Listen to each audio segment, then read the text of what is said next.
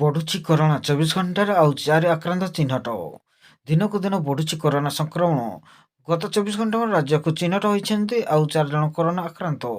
ଏହାକୁ ମିଶାଇ ମୋଟ ସଂକ୍ରମିତ ସଂଖ୍ୟା 24ରେ ପହଞ୍ଚିଥିବା ବେଳେ ଏବେ କେସ୍ ରହିଛି 23ରେ। ଜଣେ ଆକ୍ରାନ୍ତ ସୁସ୍ଥ ହୋଇଥିବା ବେଳେ ସୂଚନା ଦେଇଛନ୍ତି ସ୍ୱାସ୍ଥ୍ୟ ବିଭାଗ। ସଂକ୍ରମଣ ବ୍ୟାପୁଥିବାରୁ ଥଣ୍ଡା, ଜ୍ୱର, କାଶ ଭଳି ଲକ୍ଷଣ ଥିଲେ ତୁରନ୍ତ ଟେଷ୍ଟ କରାଇବାକୁ ସ୍ୱାସ୍ଥ୍ୟ ବିଭାଗ ପକ୍ଷରୁ ଲୋକଙ୍କୁ ନିବେଦନ କରାଯାଉଛି।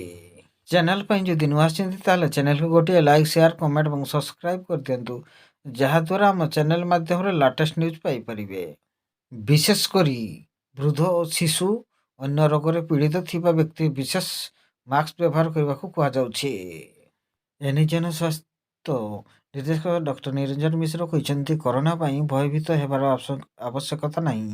ଯେଉଁମାନଙ୍କର ଥଣ୍ଡା, ଜ୍ୱର, କାଶ ଲାଗି ରହୁଛି ସେମାନେ ପୃଥକ ରହିବା ସହିତ ପରୀକ୍ଷା କରାଇ ନେବା ଜରୁରୀ।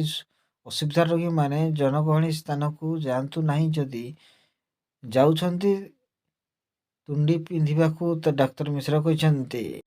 ବିଶେଷ କରି ରାଜ୍ୟରେ ସର୍ବେକ୍ଷଣ ସହିତ ପରୀକ୍ଷାକୁ ବୃଦ୍ଧି କରିବାକୁ ଯାଉଛି, ଯେଉଁଥିରେ ସ୍ୱତନ୍ତ୍ର ଅମ୍ଳଜାନ ସଂଯୋଗ ସଜ୍ଜ ପ୍ରସ୍ତୁତ ରଖି ଆବଶ୍ୟକ ଔଷଧ ଓ ପରୀକ୍ଷା କିଟ୍ସ ମଜବୁତ ରଖିବାକୁ ନିର୍ଦ୍ଦେଶ କରାଯାଇଛି।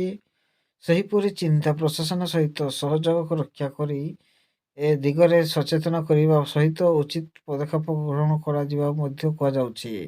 କରୋନା ଜନିତ ପରୀକ୍ଷା କିମ୍ବା ଚିକିତ୍ସା ସୁବିଧା ନଥିବା ବେଳେ ଯେପରି ଅଭିଯୋଗ ନ ଆସେ ସେଥିପାଇଁ ସତର୍କ ରହିବାକୁ ଚିଠିରେ ଲେଖି ଉଲ୍ଲେଖ ରହିଛି।